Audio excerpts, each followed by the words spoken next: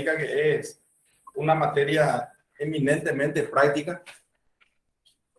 Y así también esperamos que ustedes que también pasaron prácticamente el segundo curso y el tercer curso de forma virtual, eh, tengan la oportunidad ya justamente en las materias clínicas, que son, yo creo, la parte más importante de la carrera, tener las clases presenciales. Vamos a tratar como le dije, de adaptarnos. Por eso ustedes van a comenzar hoy. El próximo jueves probablemente venga la sección 2 y la sección 2 que ustedes van a estar también escuchando. Esto va a quedar grabado, va a pasar al Classroom, así íntegramente. Y eso en línea general, ¿verdad? Vamos a comenzar la clase.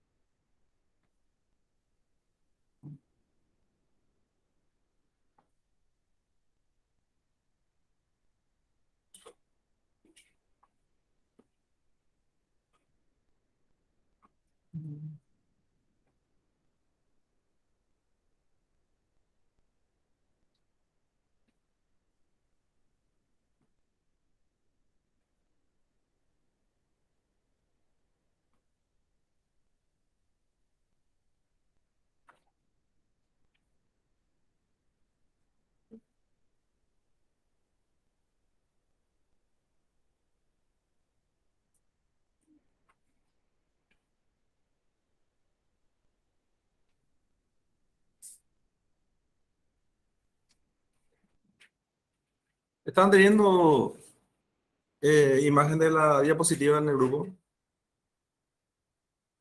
Sí, profe. Dale. Bueno, comenzamos entonces.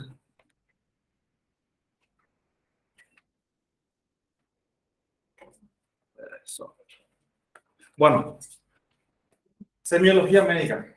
Como tu nombre lo dice, tenemos que definir semiología médica.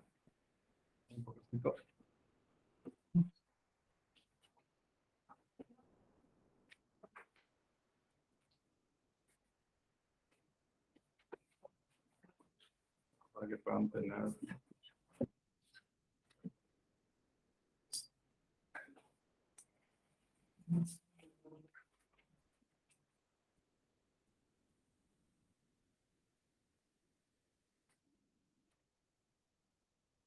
Mientras que presenta, la semiología médica es, vamos a llamarle, la esencia de la medicina.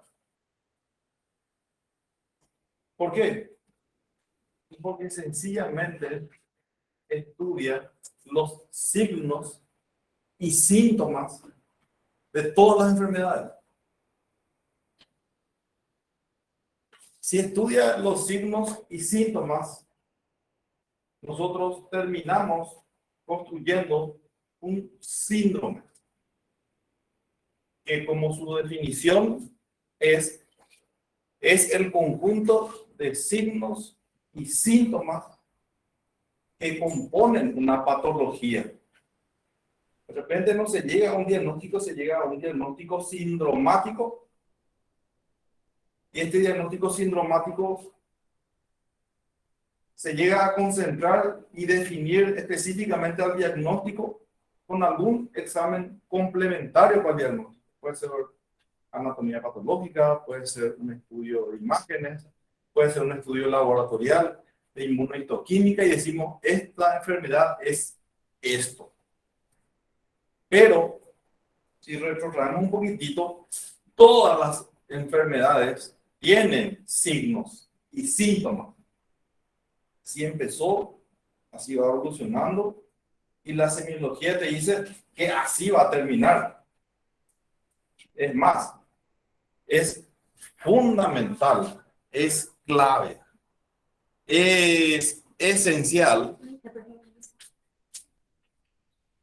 que para que ustedes tengan este conocimiento de signos y síntomas que vamos a estar agregando a lo que es la formación de ustedes, conozcan las enfermedades.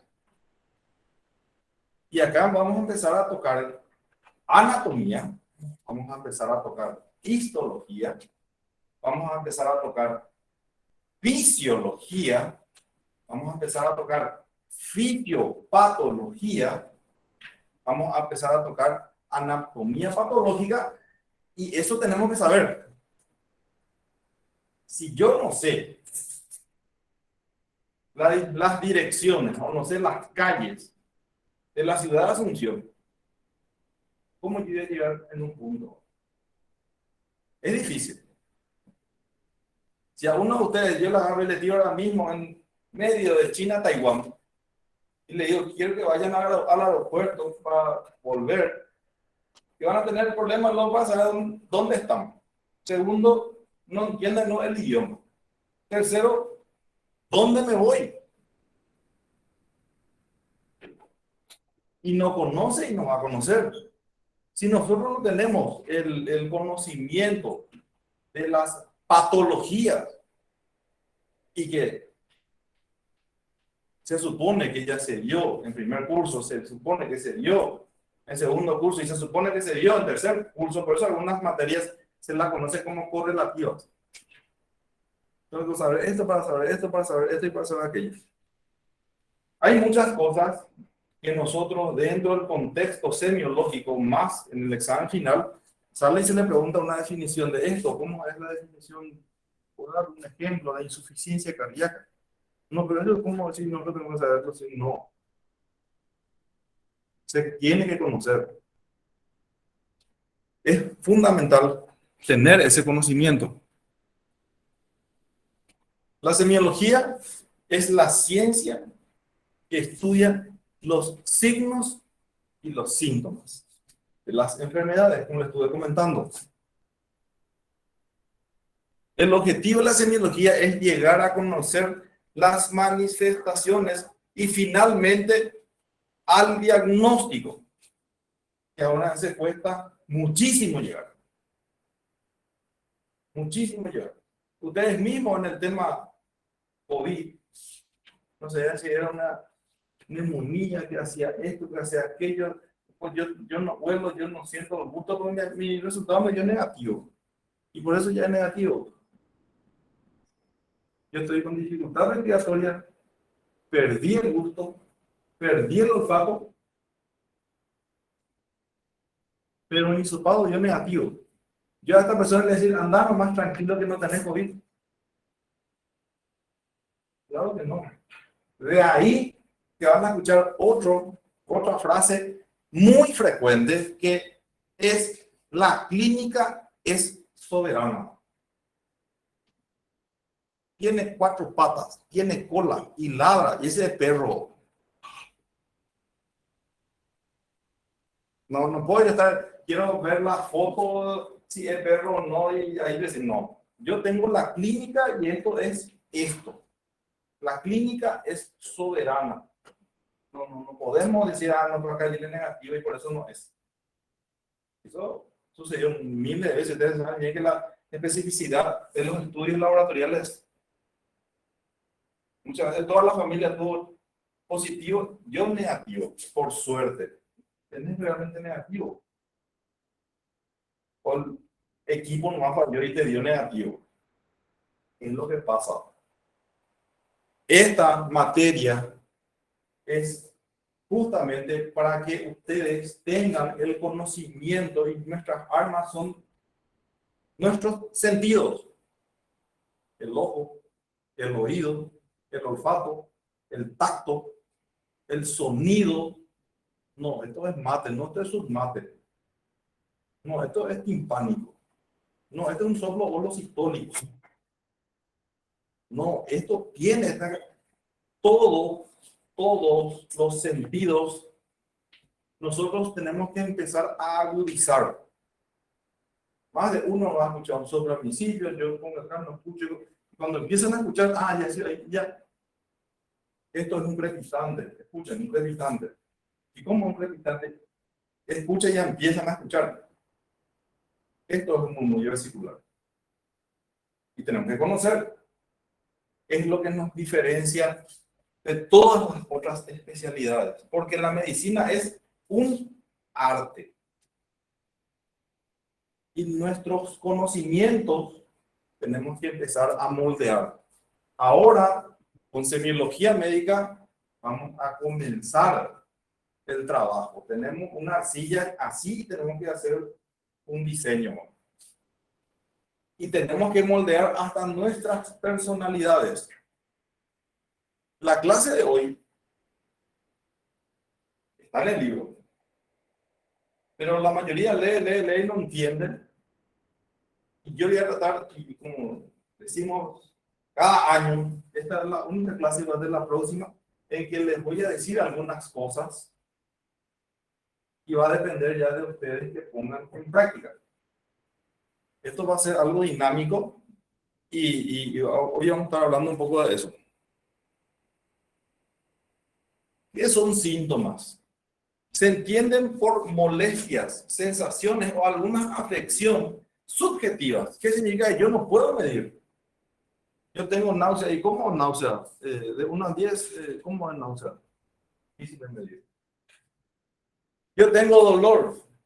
¿Cómo te duele?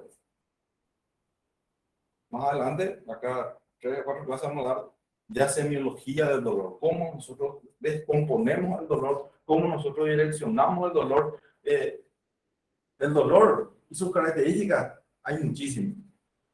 Tal vez ustedes han escuchado más de una vez el famoso dolor que a ustedes se les queda hasta el final de la dolor punzante. Dolor punzante es de pleura. Pero tiene dolor punzante en el abdomen, dolor punzante en dedos. Cada cosa tiene dolor opresivo de que. ¿Ustedes han escuchado? ¿Dónde es el dolor opresivo? Cardiovascular. Y el paciente te dice que yo vengo con dolor opresivo. No, el paciente dice que me duele. Nosotros tenemos que tener esa característica y decir, este es un síntoma.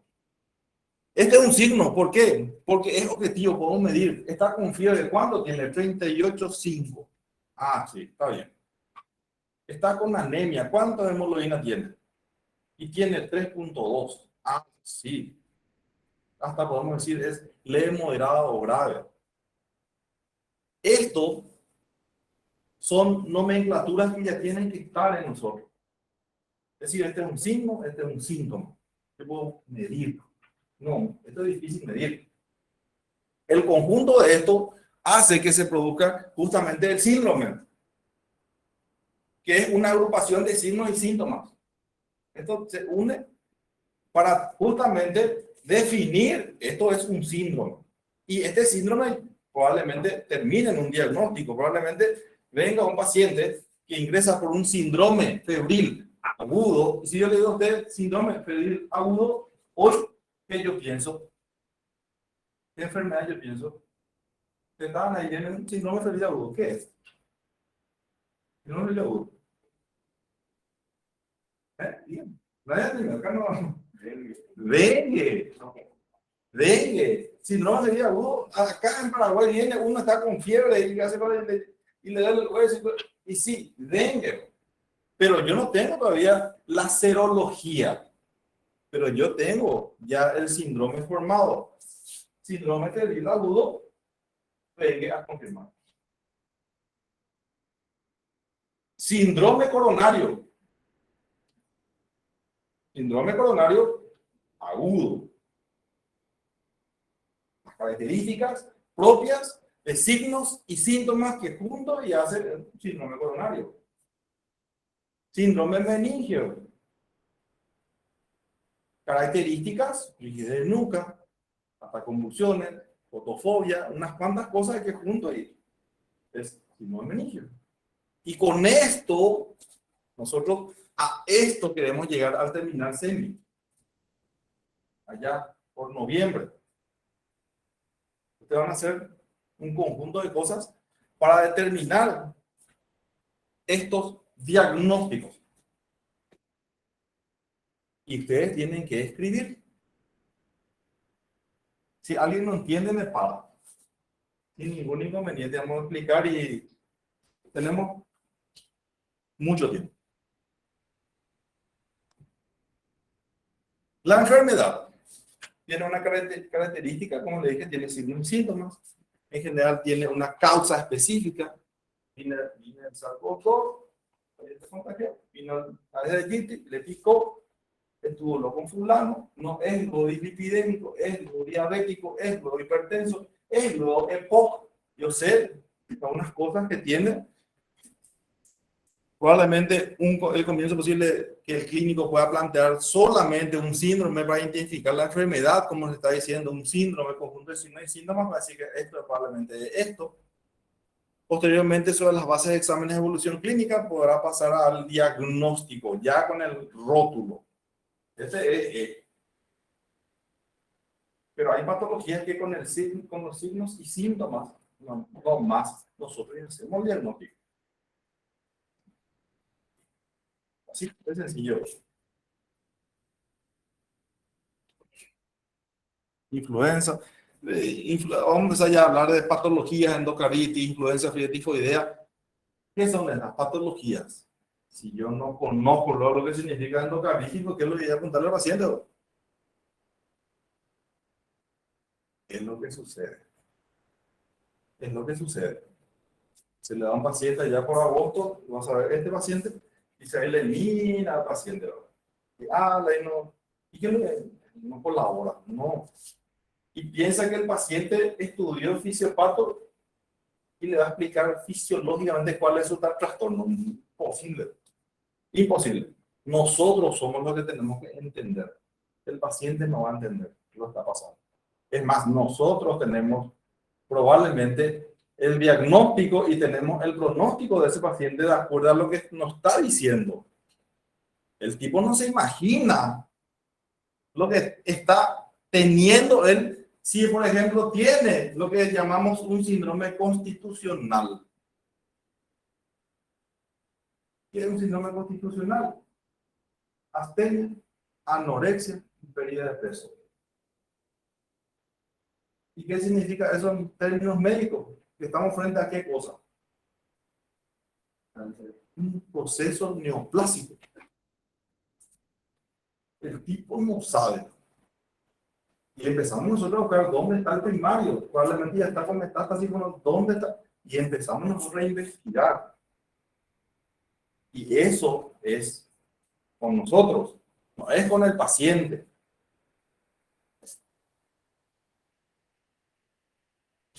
Para recoger la información es necesaria y muy importante el método.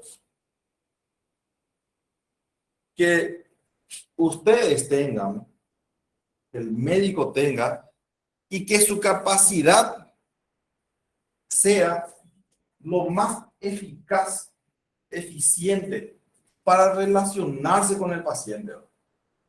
Nosotros tenemos que tener la capacidad de relacionarnos con el premio Nobel en ciencias o con el tipo que no escribe ni lee, que viene allá, tierra adentro.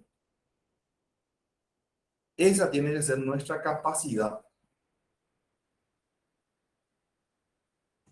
Y tenemos un problema un poco delicado. Delicado, le digo que tenemos que saber preguntar y tenemos que saber cómo hacerlo, ¿verdad? Pero voy a decir en otras palabras.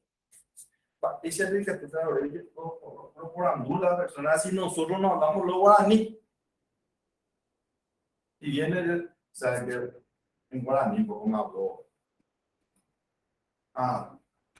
Estamos en New York, pues estamos en Paraguay, ¿verdad?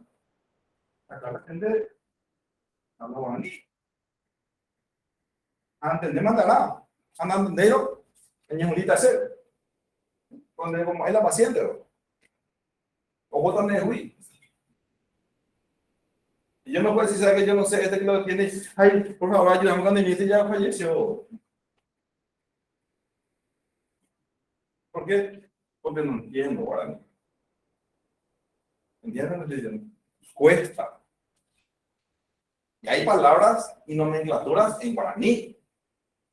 Que ahora todo el mundo, debe de Yucuá, pandemia. Allá. ¿Oyeron de Yuku A? ¿Vos decís Yuku A? Sí, sí, Yuku A. Hace 3 años atrás, Yuku A. Ahora, me decís, viene. Y Yuku A, y nada, no, estoy para ver. Sobre vos misma decís, vos no. ¿Cuántos cursos te dejan cierto? Entonces me voy nomás hacia acá. ¿Verdad? Entonces, si yo no sé, voy a seguir preguntando qué me está cumpliendo, tipo, ¿se entiende? Si yo no tengo conocimiento de esto, es difícil. Es difícil.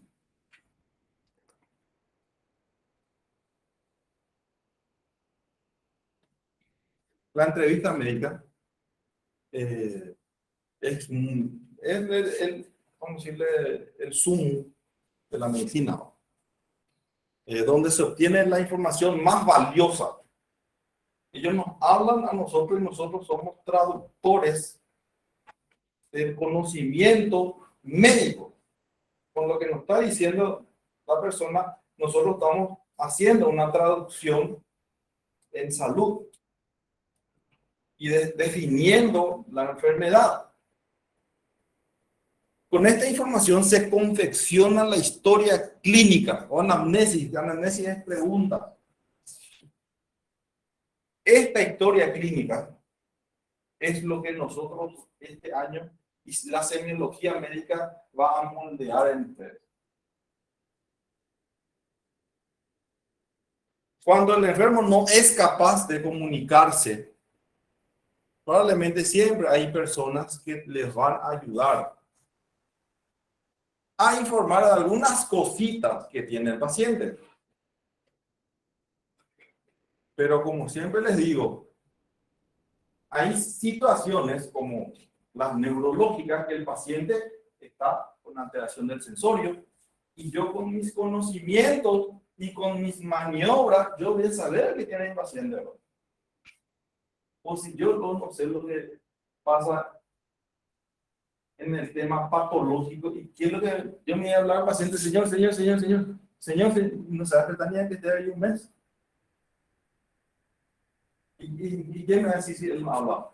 Y no habla. O si no le disartria, trastorno en la articulación de la palabra. ¿Y cómo ustedes se van a comunicar? Conocimiento médico. Maniobras médicas. Humillación. No me fuerza su brazo. No, algo está pasando. O si no, no obedece órdenes. Hacer sensibilidad al dolor, no retira. ¿Qué es lo que pasa? Escucharon llamar una vez flaco para medir esta conciencia. Así. Eso es semiología médica. Esto que estamos hablando es semiología médica. Es la introducción a lo que es el zoológico de enfermedades que nos están esperando ahí en el hospital.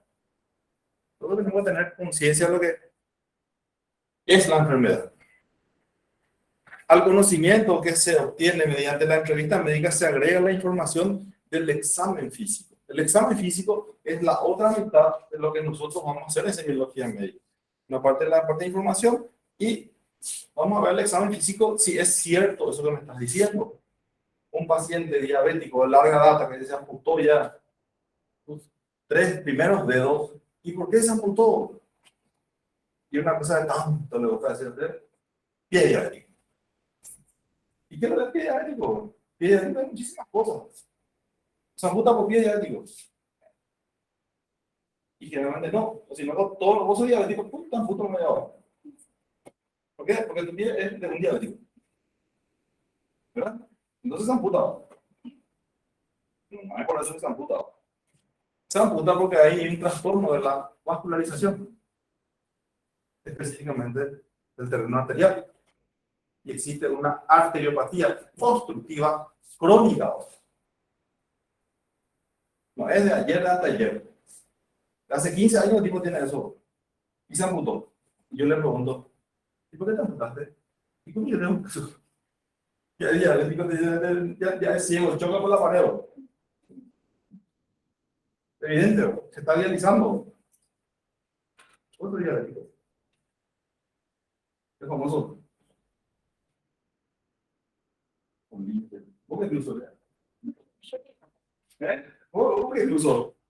¿Entiendes?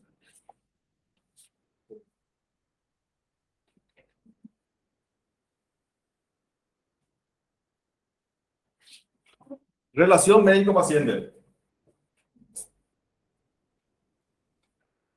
Esta es una sección dentro de lo que van a leer el libro. Y esta relación médico-paciente es clave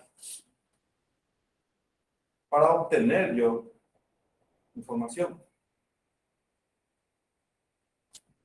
Yo tengo que ganarme la confianza del paciente que viene luego con temor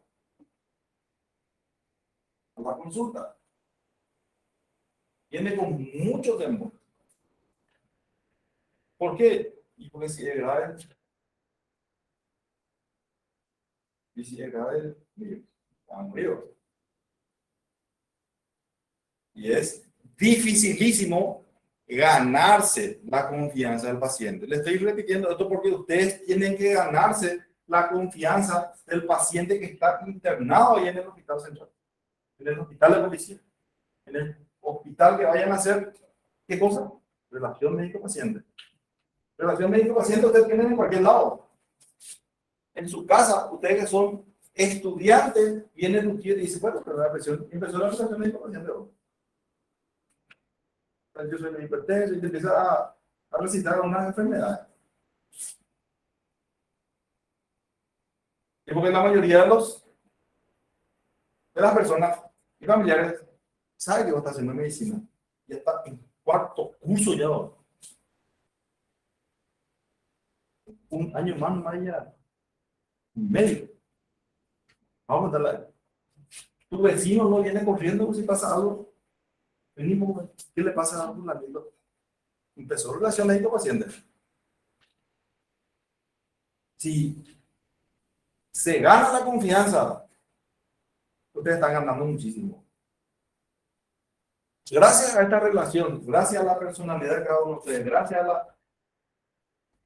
a la capacidad que tiene de relacionarse, ustedes están, ¿qué cosa? Teniendo un ingreso. ¿Quién piensa que le va a pagar a ustedes su sueldo? ¿Quién piensa? Si ustedes se ven yo no paciente y que entonces, ¿y qué hace futbolista cuando me gusta la pelota? ¿Entienden? Entonces es difícil. Es difícil. Yo como persona, generalmente el médico es íntegro. Es íntegro. Yo no puedo llegar y, no sé, que ustedes se van a consultar y de repente está la doctora esperándole a ustedes. Y tu papá está ahí medio blanco y te atiende así. ¿Qué te ha pasado? ¿Qué tiene tu papá? ¿Dónde no le cuidaste? Van a ver que hay muchas agresiones a médicos. Y acá hay una cosa. Lo que conocemos como expresión no hablada. Por mi expresión, como yo hago, si ella es una paciente, viene, me pregunta las cosas y de repente yo hago, ¿quién es su marido? ¿Te puedo asegurar que una patada? ¿Te puedo asegurar? O si no, se va y el pobre no le llega y le dijo, va a morir.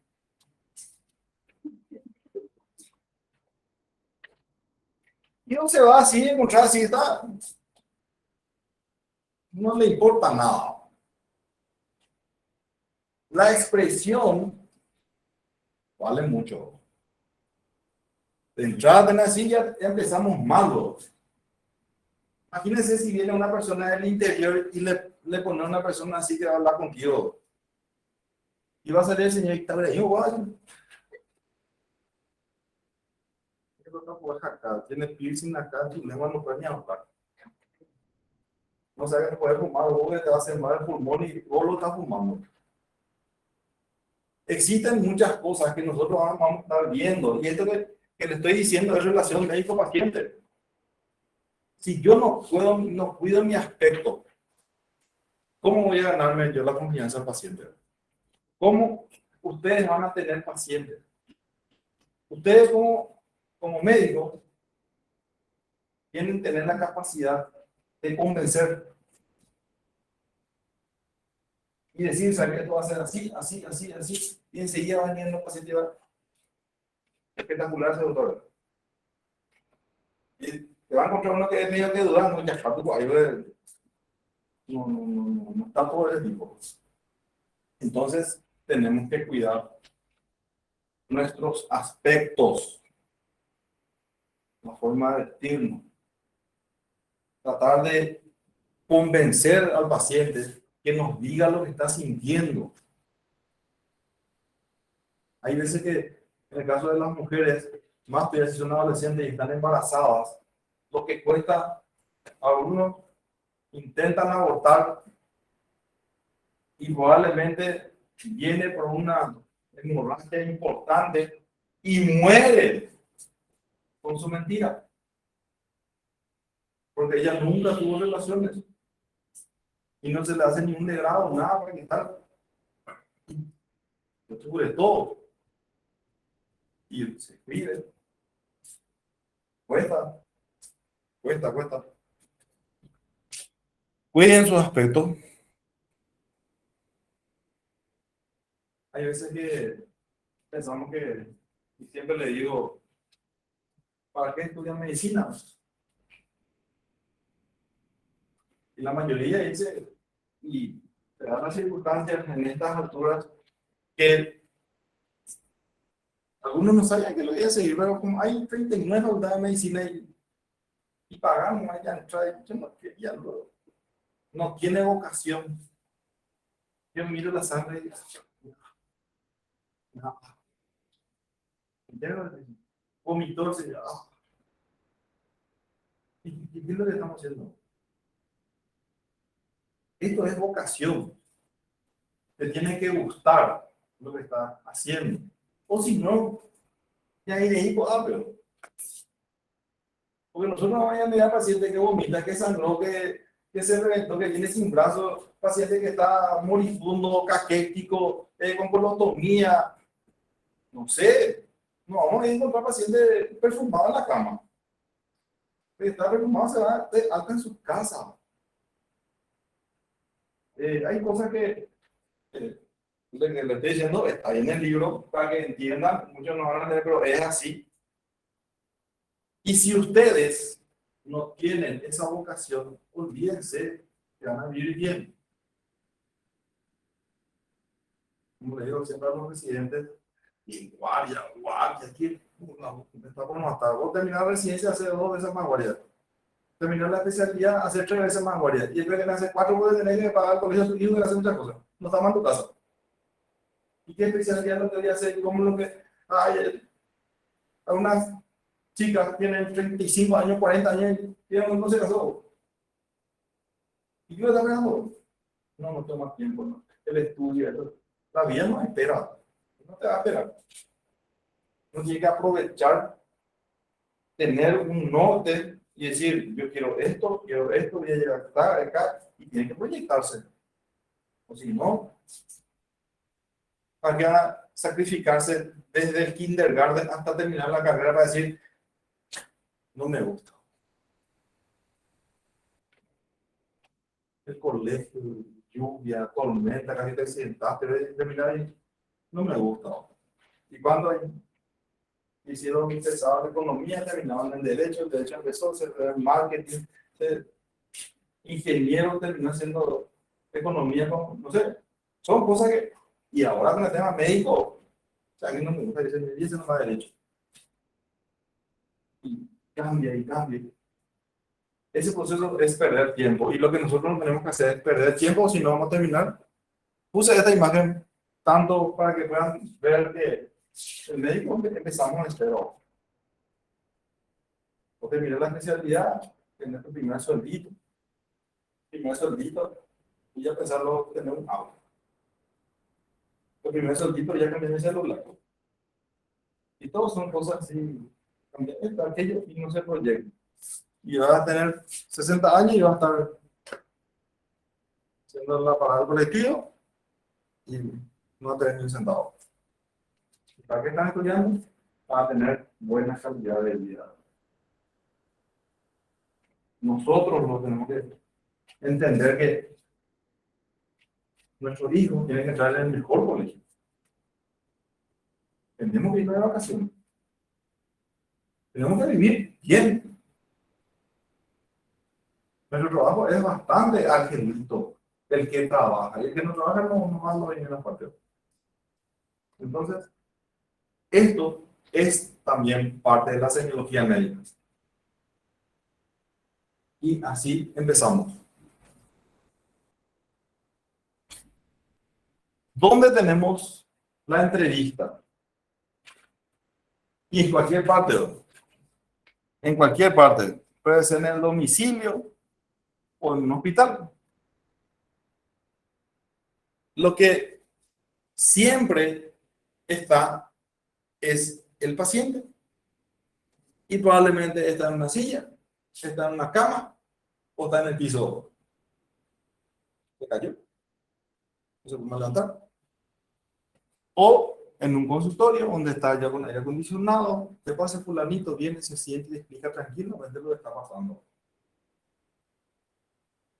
El sitio donde se desarrolla el interrogatorio médico tiene que ser un sitio, por más que sea abierto, tiene que ser un lugar privadito. Venimos, vamos a hablar acá y se habla. Hay muchas cosas que el paciente no te va a comentar si está frente acá todo el mundo. No te va a decir, ¿eso cuándo tenemos? Hace 15 años. 15 años. Cosas que no. Y 15 años de crisis hemorroidal, de sangrado. Muchas cosas que no te van a estar comentando frente al público, ¿verdad? Entonces, nosotros tenemos que tener siempre comodidad, silencio, privacidad y una buena iluminación. Eso es clave dentro de lo que es el terreno. Como dice ahí, tiene que ser agradable el sitio y tiene que ser agradable también la conversación para que puedan tener los datos necesarios para construir lo que tiene el paciente. Acuérdense que en este contexto tenemos muchas cosas, hasta trastornos psiquiátricos, y tenemos que poder entender. Esto es algo fundamental que se le conoce como secreto profesional. Nosotros hacemos tipo un sacerdocio, y el paciente viene a confesarse a nosotros. Nosotros no estamos para divulgar su enfermedad por todos lados. Vamos a ser demandados. Vamos a ser demandados. Y el secreto profesional es igual que el sacerdocio. Yo no puedo, hasta me puedo en un juicio, no puedo inhibir a hablar sobre lo que tiene este paciente. El paciente en todo caso tiene que hablar, pues yo no puedo hablar por el secreto profesional. Cada cuerpo es individual. Yo no puedo estar hablando por él, sino que el paciente no, luego tiene que decidir o tiene que definir qué él tiene que decir. Entonces es muy importante tener este tema en cuenta. Todo esto para lograr una buena historia clínica. Es lo que vamos a hacer nosotros. Tenemos que manejar el tiempo. ¿Sabes qué? Vas a ver al paciente en la 525,3. No es que vaya a mirar ahí el paciente y va a estar ahí 5 horas y no va a poder escribir todavía la historia. No. Tenemos que programar el tiempo. El tiempo en economía es, ¿qué es? Dinero. Y nuestro tiempo es dinero. No puedo yo estar perdiendo el tiempo. ¿Se entiende? Por eso nosotros tenemos que programar un tiempo razonable. Hay circunstancias que en algunos consultorios se ven 20 pacientes en 3 horas. Y si yo no hago una buena programación, no voy a poder completar mis 20 pacientes. En una sala de internado yo tengo 12 pacientes internados para estudiarle a cada uno y decir, esto vamos a hacer así, esto vamos a hacer asado. Y tenemos 1 hora para hacer la recorrida médica. 2 horas para hacer la recorrida médica. Pues no tenemos todo el día para hacer la recorrida médica. Depende mucho de las circunstancias. Entonces tenemos que programar el tiempo. No hacer perder el tiempo a las personas.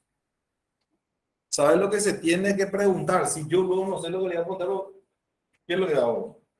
No se puede. Saber llevar la entrevista con el paciente. Se tiene que saber llevar. El médico debe tener cuidado de llegar sin retrasos. Nosotros luego tenemos que... Si decimos la 1, es la 1. Porque si usted tiene un familiar enfermo o hijo enfermo o alguien, cuando te dice que ahora pueden ir a doctor y las 5, ya las 5, las 6, las 7. Entonces, ¿qué pasa? La responsabilidad es algo que se trae ya de las casas. El que es irresponsable es irresponsable. Y eso, dentro de lo que es la medicina, no es aceptable. Es responsabilidad. Responsabilidad. Le digo permanentemente eso porque tenemos que ser conscientes que estamos ante la vida de alguien. Entonces, es importante hacer las cosas con mucha responsabilidad. Para ser médico, uno tiene que tener una actitud de servicio, demostrar serenidad, hacer preparación profesional, buscar alternativas para el problema del paciente y tenemos que ser íntegros y honestos.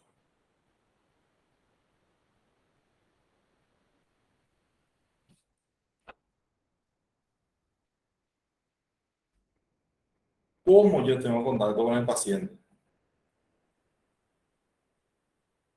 El médico debe ir al encuentro del paciente. Yo tengo que ir allá. No el paciente tiene miedo. No es las vocales. No le esperaba, no lleno. El médico siempre tiene que tratar de ir al encuentro del paciente. Saludarlo por su nombre.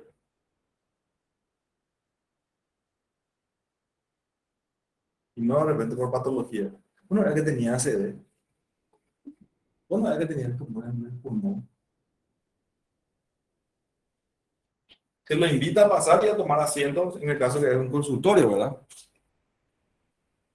Tener siempre en cuenta algunas frases que le trae la consulta, qué molestia ha tenido, en qué le puedo ayudar, en qué lo puedo servir, para empezar el trato.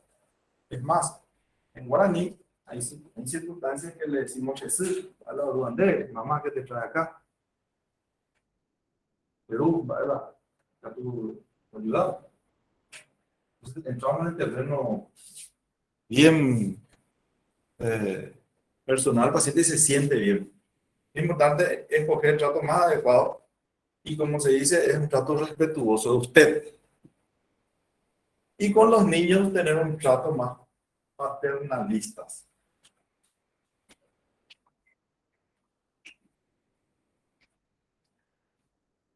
El interrogatorio es la parte más complicada.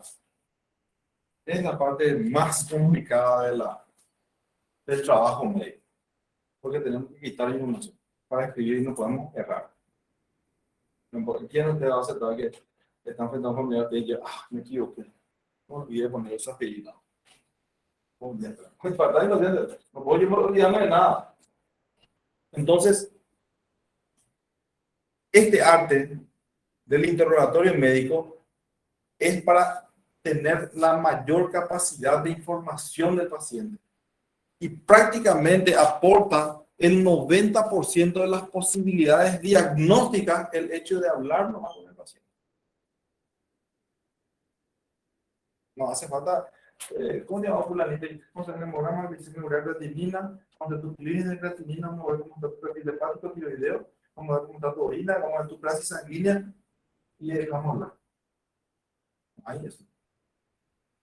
Esto es importante. Es importante dejar hablar al paciente. O si yo no voy a hablar, mira que sabeslo todo, voy a tu vida atrás de... No, tenemos que dejar hablar al paciente, tenemos que saber escuchar y que en circunstancias que expresen su sentimiento, hay muchas veces que viene te cuenta que ya está hace mucho tiempo en la mitad empieza a llorar el paciente. Señor, empieza a llorar y de la nada. Y tenemos que saber entender eso e interpretar justamente todas sus afecciones, prestar atención, no tenemos que estar apurados, mirar siempre a la cara, mirar siempre a los ojos del paciente. El tipo que no te está mirando a otro lado, lo que te va a joder. Entonces hay cosas que nosotros no podemos dejar de hacer. Y ya le estoy diciendo esto porque la semana que viene ya empezamos con las prácticas a full ya sobre pacientes. Y se va a empezar a hacer qué cosa. Relación médico-paciente, van a entrar a la sala, van a decir, buenos días señor, ¿qué tal señora? ¿Cómo está? ¿Cómo van a hablar? Así empiezan las prácticas de semiología médica. Relación médico-paciente se usa desde ahora hasta que ustedes dejen la medicina. Así no. Entonces tenemos que saber entender esto. Habitualmente no es aconsejable que la conversación caiga en un plano muy familiar, porque se puede perder la perspectiva de la relación médico-paciente. Por eso no se aconseja que un médico sea como el tratante de alguien que es tu familiar, porque pierde la esencia de la relación médico-paciente. No es que no te cree ni que te cree demasiado, sino que pierde la esencia. Y el médico no debe perder su legítima autoridad en el momento que estamos hablando sobre salud. Tenemos que tener nosotros esa autoridad de mantener para aconsejar justamente y entregar sus indicaciones, y esto hay que hacer. Esas son las indicaciones. Siempre terminan en las indicaciones. Vos, te pregunta alguien, vos indirectamente estás dando indicaciones. Va a hacer esto, va a hacer aquello, va a poner esto, va a pasar bien, ¿no? Va a poner una compresa fría, va a tomar. Siempre son indicaciones. Son indicaciones verbales. Y en el ambiente médico, si está un personal de enfermería, anota todo lo que, porque generalmente escribe por indicaciones verbales del doctor fulano, se agrega este medicamento y este medicamento. Vos necesitas nada, ya está escrito. Entonces tenemos que tener mucho cuidado en las cosas que decimos y hacemos. La actitud del paciente siempre debe ser intachable. No podemos estar siendo delincuentes. Saber escuchar, dirigir, saber preguntar, saber cómo preguntar, no influir en las respuestas. Cuidado con lo que le dije hace rato, con la expresión no hablaba. Le puede jugar una mala pasada. El examen físico. El examen físico, antes que nada, tenemos que tener mucho cuidado con el pudor del paciente. Es algo que tenemos que tener muy en cuenta y ponerle todo lo necesario para el examen físico. Tiene que ser un lugar que antes la mayoría se fue a consultar de repente al ginecólogo y le da una bata y después se va y se cambia y viene. Y hay un proceso. No es que viene, vos te acostaste y vos estás ahí, no. Tiene un proceso donde tenemos que respetar el pudor, más aún si va a ser un examen físico integral, que es lo que nosotros hacemos normalmente. La semiología médica tiene una característica que ve de allá hasta el que ver todo. Después van a ir en las especialidades que van a ir viendo más específicamente otras partes y más, vamos a decir, más específicamente del cuerpo, ¿verdad? Debe ser delicado en el momento del examen físico, debe respetar siempre las medidas de aislamiento. En este caso, tuvimos también el tema de la pandemia, eh, todo lo que es bioseguridad. Tenemos que tener mucho cuidado. Como ahora estamos todos susceptibles al SARS-CoV-2, todos estamos susceptibles al SARS-CoV-2. No, antes de esto ya teníamos luego hiperbacterias, hipervirus, hiperhongos. Hay luego. El hospital está lleno. Es más, nosotros tenemos un sector donde le conocemos como internación de pacientes con gérmenes multiresistentes. Quiere decir que los antibióticos, los antirretrovirales y los antifúngicos ya no funcionan. Y nada, por eso nosotros me ya sorprendiendo en el piso y vamos a tomar TDD, como siempre le digo. Esto es algo muy importante, informar al paciente. El paciente tiene que saber todo lo que ustedes van a hacer. Ustedes van a hacer relación médico-paciente. Buenas tardes, señor. Buenas tardes, señora. Soy fulanito tal. Quiero hacerle algunas preguntitas y me puede ayudar. ¿Qué están haciendo ustedes? Están informando al paciente de lo que van a hacer. ¿Sabe, señor? Tenemos indicado que tenemos que hacerle una guía de masa central a su paciente, se lo envía familiar, el paciente está mal.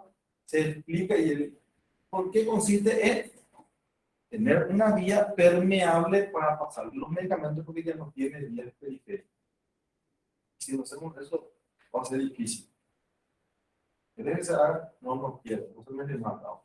Y no se la hace. Nada, está discutiendo que tiene que hacerse, que no tiene que hacerse, que se entiende. ¿Sabe qué, señor? Usted es diabetes. Está con un proceso infeccioso. Está acá 15 días. No está respondiendo al antibiótico. Hay que amputarlo. Y la amputación es por encima de la rodilla. Supracompleja. Y no llama a decir, no, no. Si no hacemos ese procedimiento, usted está corriendo peligro de vida. Y a pensar que se va bien. Está decidido no todavía, porque estoy esperando a mi hijo que venga, ahora que vamos a hablar de nuevo. Pasa aquí. Y el chico, hacerlo más notable. ¿Querés enseñar? No, yo no quiero morir con mi pie. Bueno, entonces dime si ahora enseñamos de pie. Cada persona es dueña de lo que se tiene que hacer. No porque ustedes saben que explican, ustedes dicen salva el no. Hay cosas que no. No es así. Características de un buen médico. Se comunican bien, son claros, son curiosos, son organizados, conscientes de la situación. Hacen que sus pacientes se sientan en buenas manos. Los pacientes les quieren. Trabajan siempre en equipo. Son gentiles, tienen buen trato, tienen ética en el trabajo. O sea que una mitad le clavó un poco mal de paciente.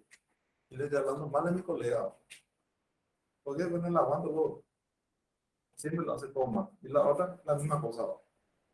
Los dos se bajan la caña. Ética médica. Profesionalismo. Amplio conocimiento en el tema. Confianza. Humanidad. El paciente no tiene criterio. Vamos a dejarle que se vayan mal. Yo no puedo estar, sabemos bien que no hay salida y yo haciendo medidas heroicas. Humanidad. Así como nacemos, morimos. Pasión por la medicina y gusto. Realmente da mucha satisfacción y te tiene que gustar. Y si te gusta, y te queda yo. Ahí lo horario. No te queda hablar y da gusto. Y te gusta lo que haces. Y eso es muy importante que suceda. Porque no hay peor cosa que hacer algo que no te gusta hacer. Y no vas a rendir. Y no vas a rendir. Vas a tener problemas. Vas a tener problemas.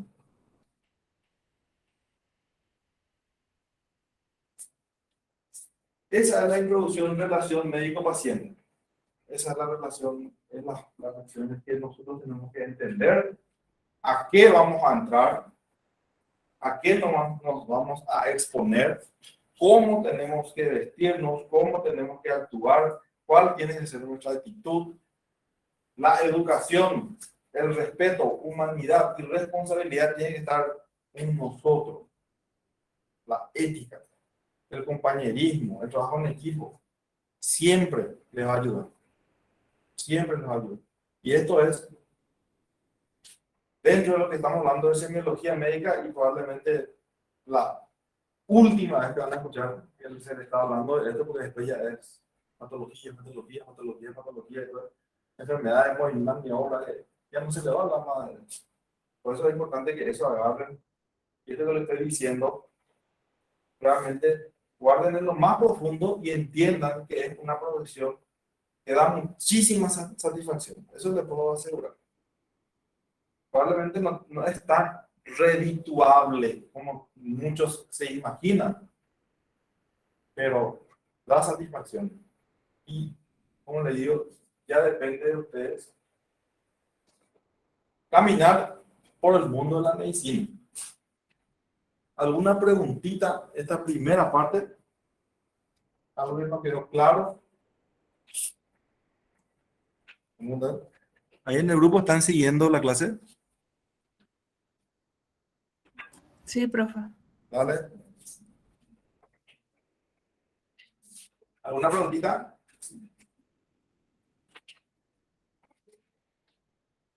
¿Algo que no quedó claro? Esa palabra guaraní que dijiste de la pandemia, ¿qué significa? ¿Cuál? Yuyuana, ¿no? Y Yucuada es dificultad respiratoria. Okay. ¿Cuál es dificultad respiratoria? En Guarani.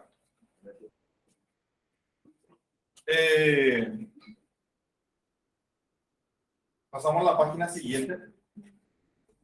Y definimos lo que nosotros vamos a hacer este año. La historia clínica. ¿Quién ya escuchó la historia clínica? Desde que entraron probablemente en medicina ya sabían lo que era una historia clínica.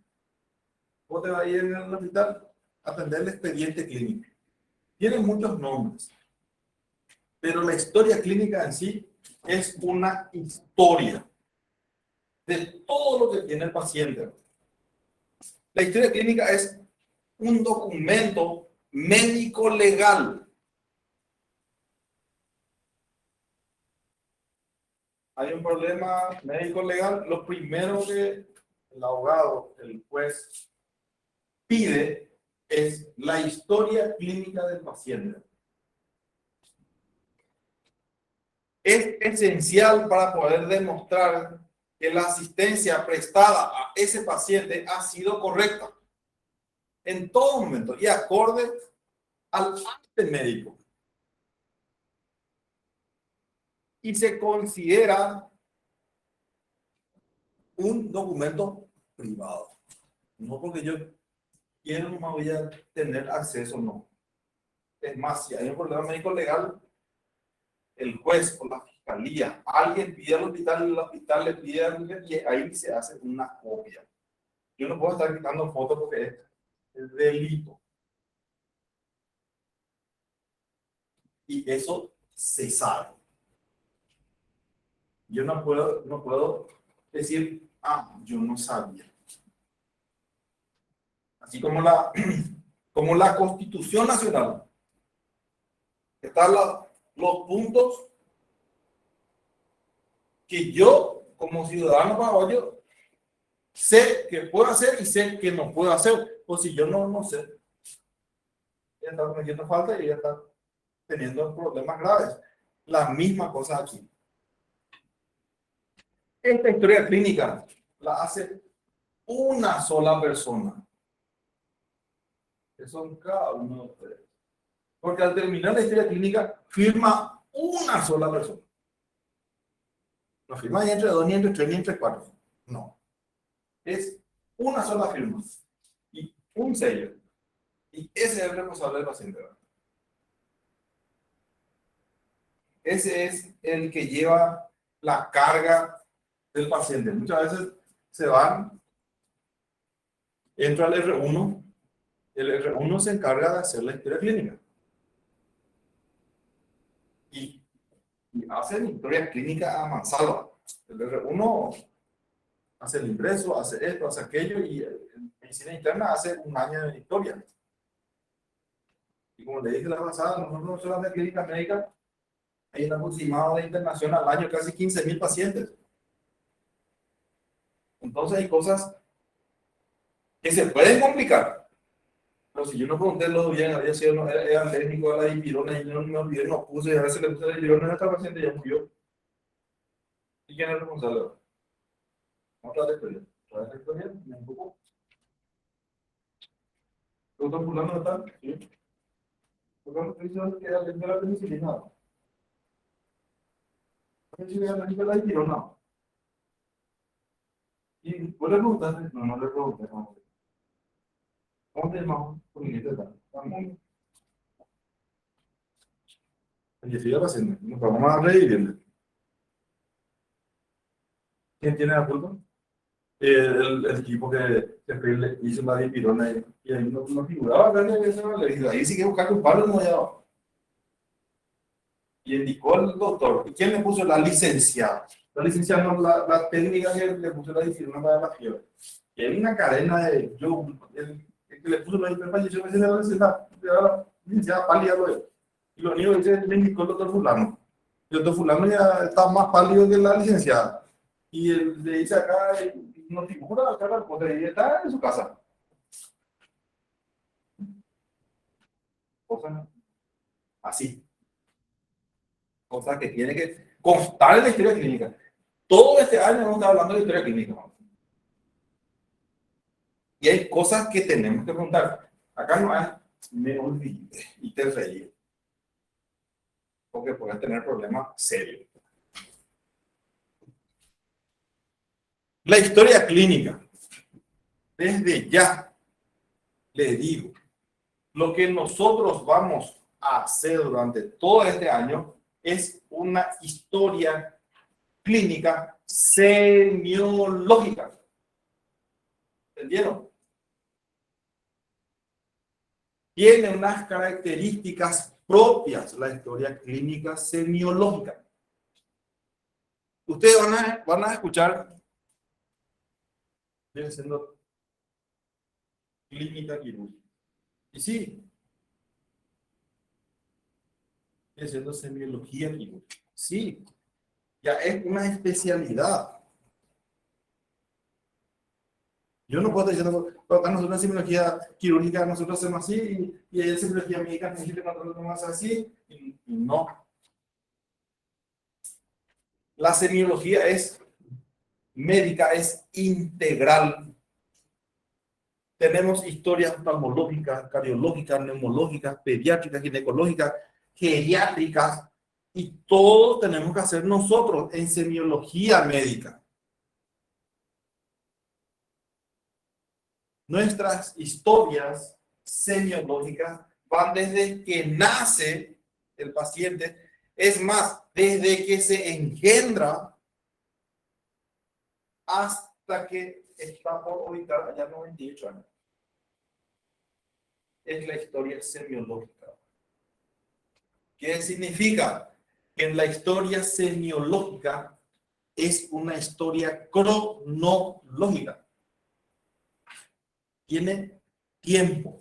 Por eso nuestra historia es desde que nació, cómo evolucionó, porque nuestras historias,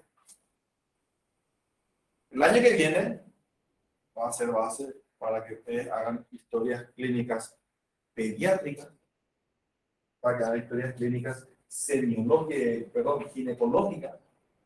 Este año probablemente hagan una historia oftalmológica, creo que tienen oftalmo. Tienen unas cuantas cosas que derivan ya de la semiología médica.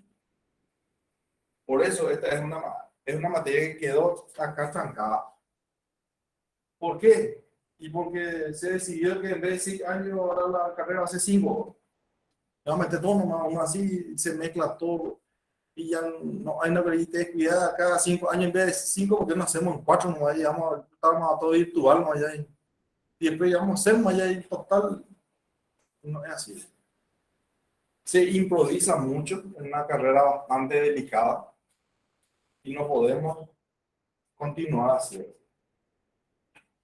Tratamos dentro de lo que se forman, porque al terminar la carrera uno realmente se da cuenta que no sabe absolutamente nada. Ni no sabe qué especialidad quiere hacer. El CONAREN es prácticamente la semana que viene, ¿verdad? Con el tema del CONAREN estamos ya allá en 2006. Al principio se presentaban 300, había 200 plazas sin problema. Hoy en día se presentan más de 1000, 1200, 1300. Y hay 350 plazas.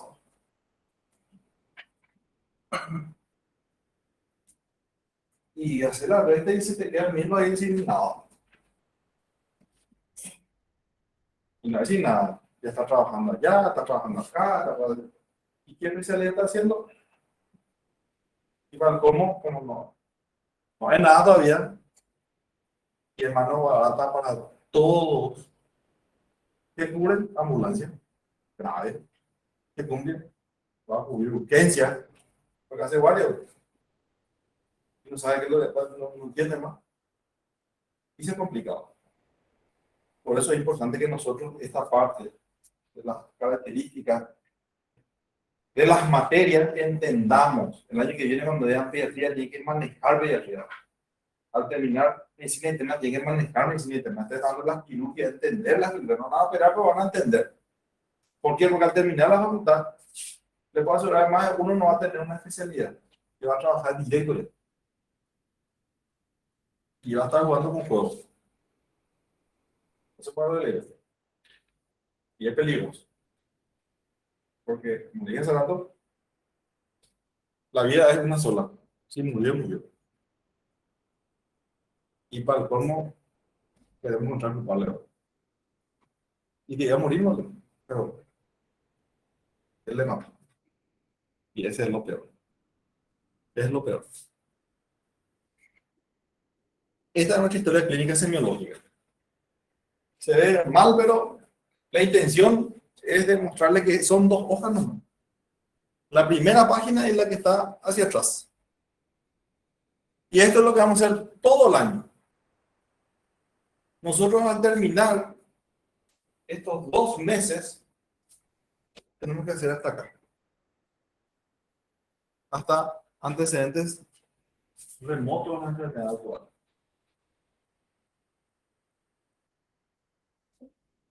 Esto tenemos que saber, pero entender qué se pone en cada parte. Entonces, y te dice todo acá, ¿qué es lo que tiene que poner? Y se llena todo, mano.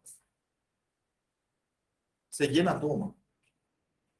Acá que dice, motivo de consulta. ¿Qué dice acá? Datos de filiaciones. ¿Qué dice acá arriba? ¿Quién te está dando los datos? ¿Qué dice acá? Antecedentes patológicos, dice, ¿verdad? No dice otra cosa. Antecedentes patológicos es qué enfermedad tiene tu paciente. No es que el paciente le duele su boca. Acá dice antecedentes patológicos familiares, dice. Una enfermedad de la familia, dice. Antecedentes de la enfermedad actual, antecedentes remotos de la enfermedad actual. Antecedentes de la enfermedad actual, dice. ¿Y una enfermedad consta de qué? Signos y síntomas, que siga acá, tiene que ir signos y síntomas, signos y síntomas, signos y síntomas. Y esto está acá de patología. Y no es, antecedentes de enfermedad actual no es algo social. Que siempre le encanta poner.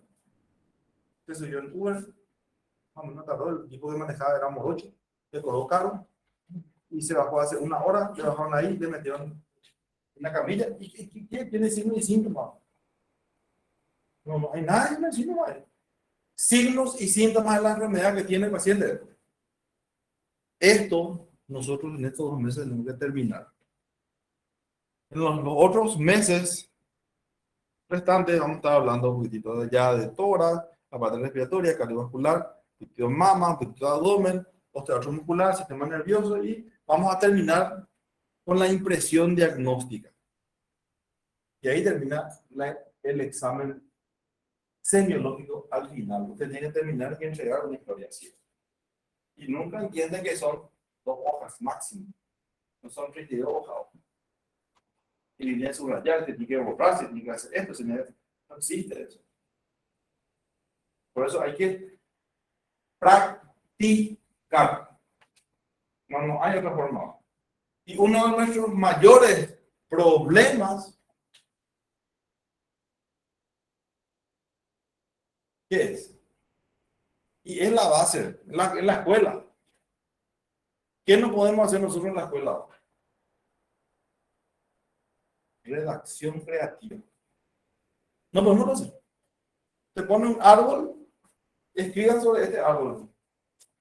Ya sé que lo voy a escribir el árbol. No podemos redactar. O sea que tuvimos un problema ahí. Hacemos un informe de lo que pasó ahí. Yo no sé hacer informe. Hacemos una solicitud para... No, yo no sé. Nos cuesta escribir. Nos cuesta redactar lo que nos está diciendo el paciente. O sea que tuvo esto que nos cuesta redactar. Y escribimos cualquier cosa. Comió un loco, le puso demasiado sal y carne y sigo. ¿Qué tiene el paciente? Signos y síntomas. Y vamos a estar hablando muchísimo. Todo el año vamos a estar hablando. Esta historia, al final, tiene que firmar ustedes. Es una historia cronológica, por eso generalmente en antecedentes patológicos hablamos de parto, nacimiento, hablamos de vacuna, hablamos de las enfermedades propias en la infancia, hablamos de enfermedades actuales, de la enfermedad de paciente hipertenso, diabético, fibrilado, ACV secular, renal crónico hemodializado, alérgico a la dipirona, ya tuvo 2 traumas, tuvo fractura de esto, tuvo 3 cirugías, eso se me metió al lado.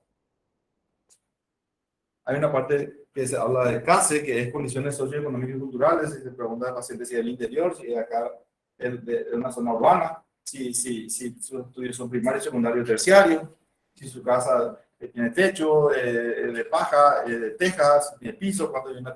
Ese es CASE. Y cada sector tiene su forma de llenar. Y uno aprende llenando. Al final, el examen es una hoja en blanco, no está así. ¿Entienden? Es una hoja en blanco, igual que esto. Aquí. Y ustedes tienen que hacer el formato. Que va acá y como.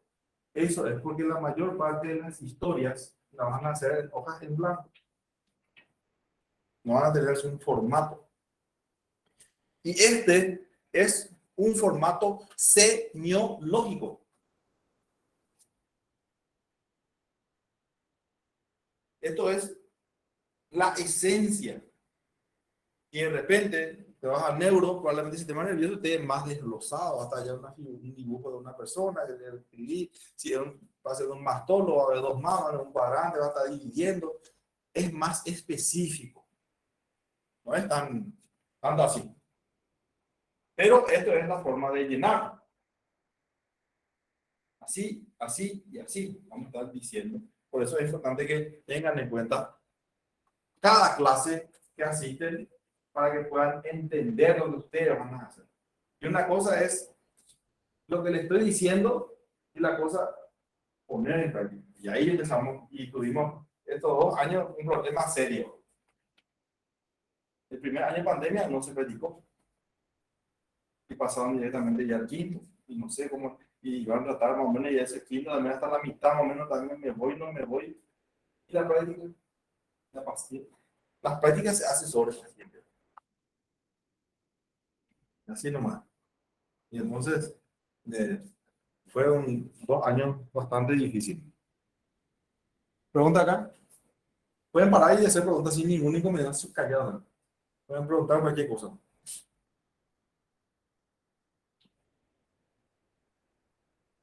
Empezamos. ¿Qué es lo primero que se escribe en la historia clínica? ¿Quién aporta el dato? ¿Y dónde ponemos quién aporta? Y se pone antes de... Porque vos te dices, ¿cómo te llamas? Y es el que te aporta el dato. Entonces nos habla y quién aporta el dato. Sus hijos, su familiar. ¿Quién aporta el dato? Tenemos que tener todos la información de la persona. Si entonces, datos aportados por el paciente. Y siempre decimos, ¿merece o no merece fe lo que me va a decir? O merece relativa fe, si es un borracho, si usted va a definir si cómo va la mano de él. Porque al final tienen que escribir. Tienen que escribir.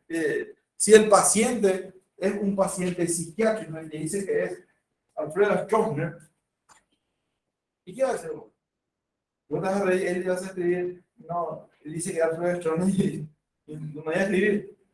Se escribe. Tiene un trastorno de la personalidad, tiene signos y síntomas psiquiátricos. Hay delirio de persecución. Se siente que le van a asaltar. ¿Quién alguna vez se la asaltó? Alguien se le asaltó una, ¿verdad? Se asaltó todo recién y parece que al otro día va a ser que te van a asaltar, ¿no? Yo te voy a decir la esquina y mirar luego no tiene nadie. Parece que te van a asaltar, ¿no? O si alguien entró en tu casa y, no sé, estando ahí vos viste y todas esas cosas y al otro día parece que va a entrar, ¿no? Y ya no vuelve más, a las 3 de la mañana está esperando que entre alguien. ¿Entienden? Son traumas que quedan. ¿Entienden? Son cosas que y tiene un tiempo eso de que pase, ¿verdad? Y aún así se queda con esa fobia. Y que también es un trastorno. Por eso es importante tener en cuenta los procesos de la elaboración de la historia, los diálogos que uno puede estar teniendo con el paciente. Después pasamos a los datos de filiación. Los datos de filiación dan muchísima información. Nombre y apellido. Y dice ahí en grande, nombres con S y apellidos con S. No es Antonio González. ¿Y qué estoy diciendo indirectamente con esto? Después de entrar en esa relación médico-paciente, de hablar, lo ideal es que ustedes les pidan su cédula para saber si realmente están hablando con la persona que corresponde. Les cuento esto porque antes era un poquitito complicado. ¿Por qué? Y porque entraban asegurados que no eran asegurados en el nombre de su hermano. Yo tenía cáncer y ese migrante tenía todos los medicamentos y ya no, te colectaba, que tiene fulanito y le da la cédula a su hermano y entra su hermano y le pasa su cédula. Hasta 3 meses hermano más, él murió su hermano y él, ¿qué lo pasó? Cuestiones médicos legales. Tenemos que saber si realmente es con fulanito de tal que estamos hablando. O si es con Magna Mesa del FP. ¿Verdad? Y entonces tenemos que pedir únicamente su cédula y escribir cómo está en su cédula. Y muchas veces figura fulanito de tal o fulanita de tal de Mengano. Y a veces los hombres a veces se ponen de fulano. Y figura en la cédula así. Y se pone como está en la cédula. Se pone como está en la cédula. No. Entonces, nombre completo. Y tenemos que estar seguros que esa persona sea la persona, la edad, el sexo. La edad y el sexo. Hay patologías características en personas mayores de 60 años. Hay patologías características en pacientes entre 13 y 20 años. Es más, para la psiquiatría, un suicidio a los 17, 18 años es normal, un trastorno que se puede estar produciendo. Hay circunstancias y patologías propias de la edad. Y tenemos que saber si la edad que tiene es realmente esa edad. O si no, no, es difícil. ¿Y cómo hacemos eso? Y probablemente con su cédula y también con su fecha de nacimiento. Eso tiene que estar y se tiene en cuenta hasta en el examen. Si tiene 94 y dice que nació en el 73, que sigue algo pusiste mal, ¿verdad? La historia clínica, esta parte no podemos errar porque se toma esta parte para hacer certificado de función, para hacer el crisis. Estos datos se utilizan para todo. Los datos de filiación. Si es casado o no. Hay mucha unión libre. Hay muchos solteros, solteras, con hijos, esto, aquello. Es muy importante que quede bien claro. La raza. Lo que tenemos normalmente en Latinoamérica son la raza latina. Nosotros latinos somos descendientes de diferentes, vamos a decirle, regiones y se nos conoce más bien como latinos. Nosotros en la jerga médica llamamos blanca tipo nativa. La literatura habla más bien de blanca tipo nativa. ¿Qué es el latino? Entonces, esa es nuestra característica. ¿Por qué la raza? Y porque es muy importante tener en cuenta porque hay enfermedades propias de la raza o frecuencias de enfermedades que son más frecuentes en raza negra que en raza blanca. En el caso del infarto o enfermedades cardiovasculares, que es 3 veces más frecuente en el negro que en el blanco. En el blanco tiene más frecuencia en desarrollar cáncer de piel. Y hay cosas que nosotros tenemos en cuenta gracias a estos datos de filiación que nos está dando. La nacionalidad tiene que estar ahí. La profesión. Ustedes recuerdan del año pasado, vieron en neumología enfermedades profesionales. Entre paréntesis, neumoconiosis. Y dentro de la neumoconiosis encontraban la lisinosis, la silicosis.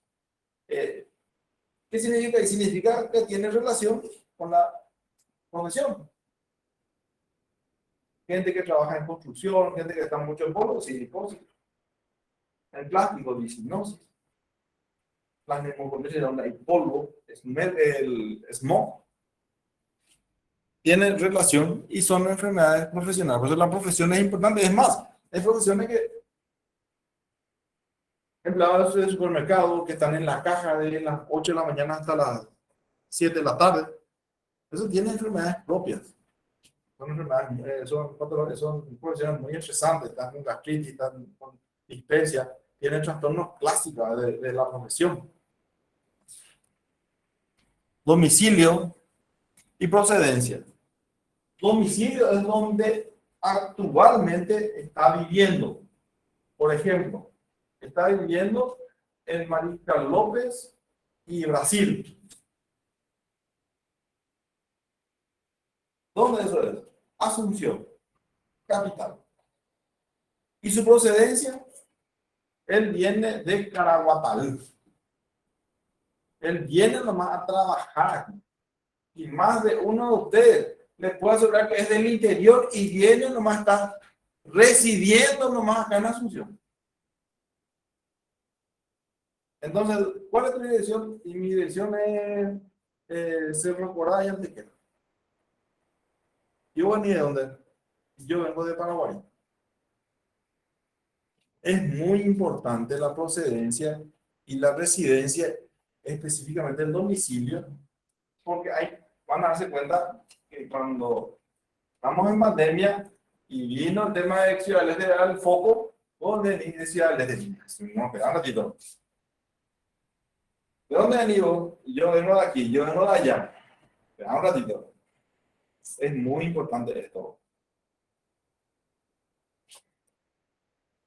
Religión, otro tema súper vidrioso. Súper vidrioso. No, el famoso, mi religión no me permite. Y sí. ¿Y qué religión tenés? Asamblea. ¿Qué religión tenés? Hay muchas religiones, de todos los colores. La secta, religión, hay muchísimas. Y cada uno tiene algo en particular. No, yo cerdo no como. No, yo solamente jugo naranja, no como.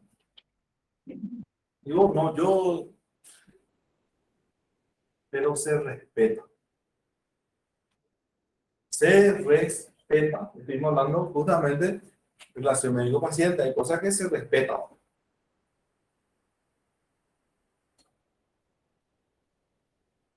Hay religiones, escuchamos ya gente que no permite transfusiones. Y sí, la religión. Pero independientemente de eso, le pregunto, ¿está con hemoglobina 2.3? Con dificultad respiratoria, si no te transfundido porque está sangrando, te vas a morir. No, no quiere transfundir, se firma, no está consciente, lúcido, cómo te llamas, dónde vivir, se hace todo esto. Es lúcido y firma el consentimiento informado que él no quiere transfundirse. En el caso de que él esté inconsciente y vienen los factores, que esto, que aquello, que pasó ya también, y él está lúcido, el criterio médico es que reina, se transfunde. Después hablar, porque yo ya tengo un problema médico legal, porque ante la justicia la vida está primero. Si él no está lúcido, llamamos asesoría legal, la gente viene él, se hace un acta, se firma todo el punto de vista médico legal y se transfunde al paciente. Y se va limpiando. Pero no, ¿se entiende?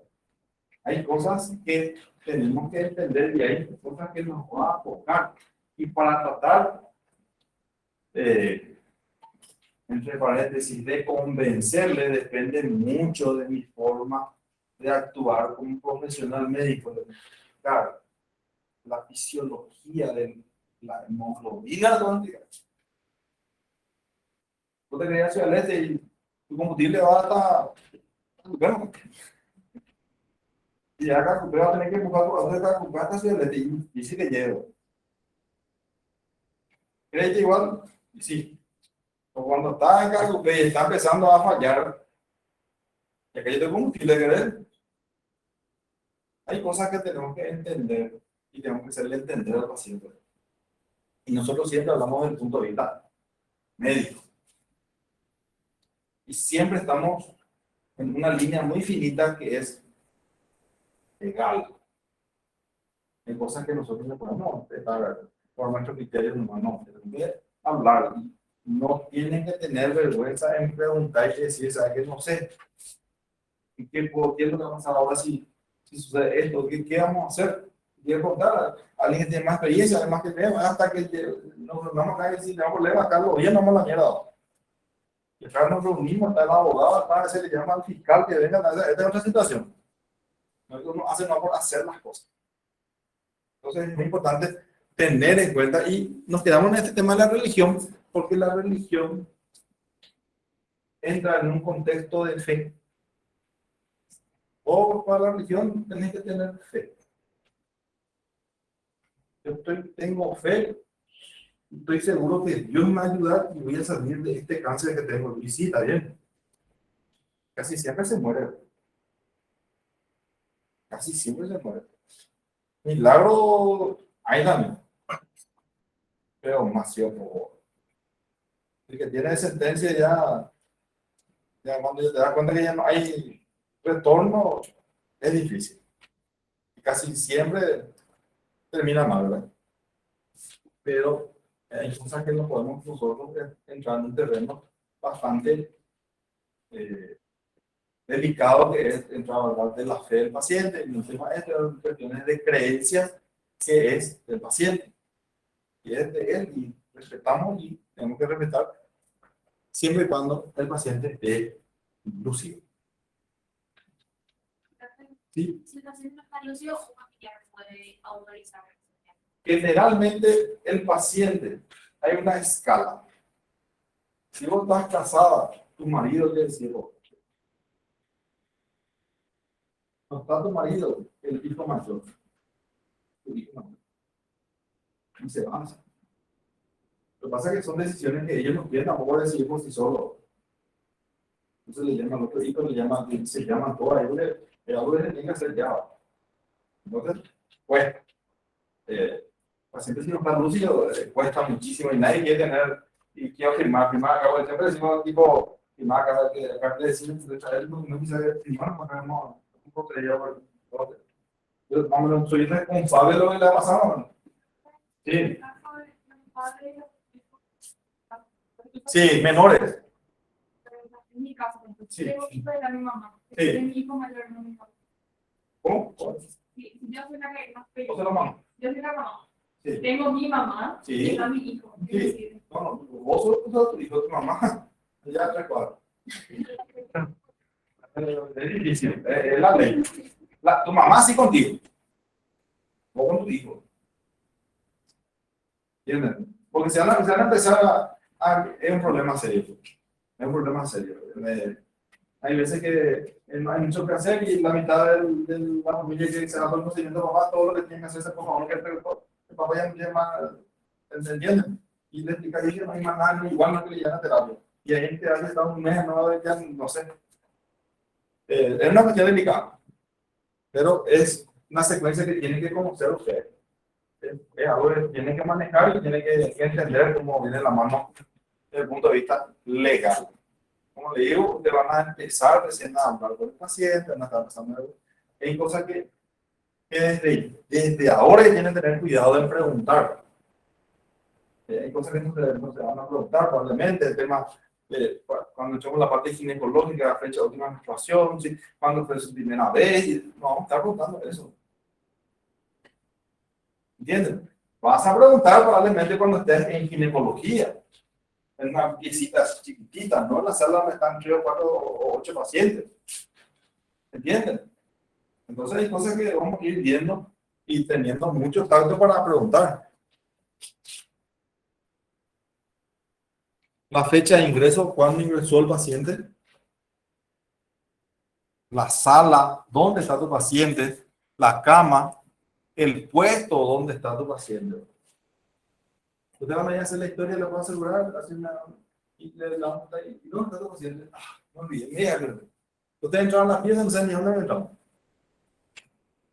En sala, cama, puesto. El puesto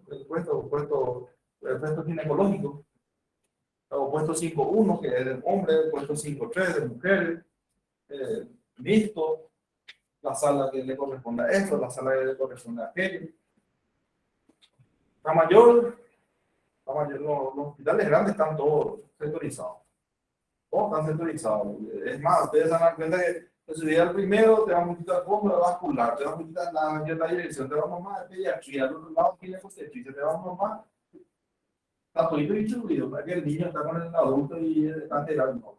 Está todo sectorizado. Por eso se pone sala, cama y puesto. ¿Entienden? Esto, ¿por qué le digo nuevamente? Porque la historia que te van a tener está en rango. Y le puede estar diciendo, ¿dónde está tu paciente? Y no sé. No tengo nadie paciente, pero hospital. ¿Entienden?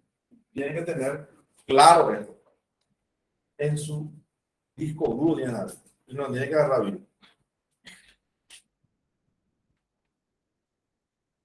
Persona encargada. Mucho cuidado. Mucho cuidado. ¿Quién está a cargo del señor? Fulanito de tal. Tu cédula bombal. Y nada, que aquí está ahí. ¿Y vos cómo te llamas? Yo soy Rambo. Ah, eres Rambo. Yo digo Rambo.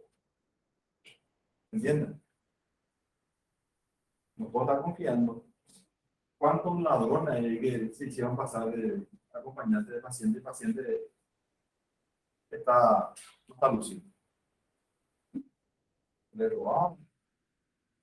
Muchas cosas es, mucho hospitalariamente hablando. Su parentesco. Sí, no tiene. ¿Eh? Sí, no tiene. Sí o sí tiene. No va a entrar paciente así volando.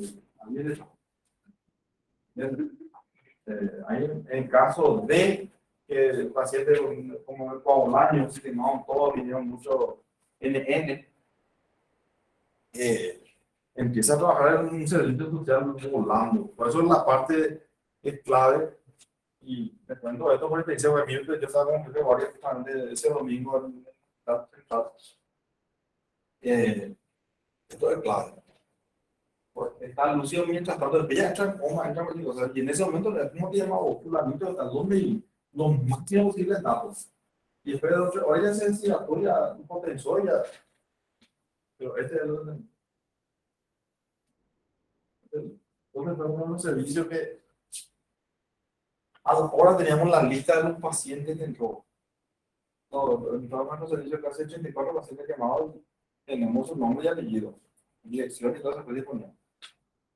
Fue el incendio a las 11:30, un domingo. Los pacientes son entre las 12 y las 2 de la tarde, hemos entrado todos. La única está la BBC en Londres. Imagínense la comunicación. Si vos tenés que entender, vos no sé ni cómo ni dónde. Y el famoso NN. Yo NN masculino. NN. O sea, primero, lo más de cómo te vas a hacer, por lo menos, como tu número de cédula de identificar la cédula. Después corre todo. Nosotros, gracias a eso también, tuvimos esta estadística en la primera hora, quién era asegurado y quién no era asegurado. Desde el punto de vista legal, uno puede tener un paciente no asegurado en esa época. No se puede, porque va todo bajo tu responsabilidad. Entonces, es cuestiones legales. Fecha de ingreso. Es decir, fecha de egreso. Hasta ahí. Para la primera parte. Haciendo un redondeo. Es la parte un poquito más sensible de lo que vamos a estar viendo. La semana que viene, probablemente con los instructores, van a estar ya ingresando a sala, preguntando algunas cositas a los clientes, como planificación, como hacer unas preguntitas sobre su enfermedad y van a seguir escribiendo. En imagen blanco se sugiere, porque esto también es para practicar, no es debemos hacerlo, sino que se tiene que practicar. Si no se practica, va a ser difícil. Ustedes en este momento están teniendo una bicicleta con rueditas. Tienen que aprender a andar en bicicleta, no la guitarra ahorita, pero tienen que andar solo. Es la misma cosa. Una preguntita, algo que no quedó claro. Doctor, casi igual los pacientes no asegurados sin trabajar. Sabiendo, se ve la derivación. Primero está la vida, después va todo, también la vida. Si está sangrando, se le responde, se le da, se hace lo que como una celular. Se le estabiliza y después se le traslada. ¿Bien? ¿Auditas? ¿Algo de eso? Parece que es una nueva casa. Eso no se tiene que preguntar al paciente. No, uno ve. Uno ve. La raza uno ve. Como le digo, la mayoría son latinos, son raza o blanca, raza amarilla, o no hay tanto drama en el tema de la raza. Claro, claro. Es un punto de ella.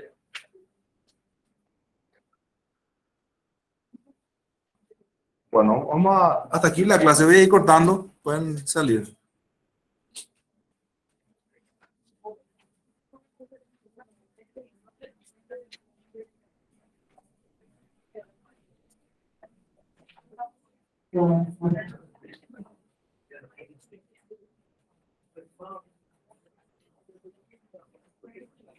Un ratito.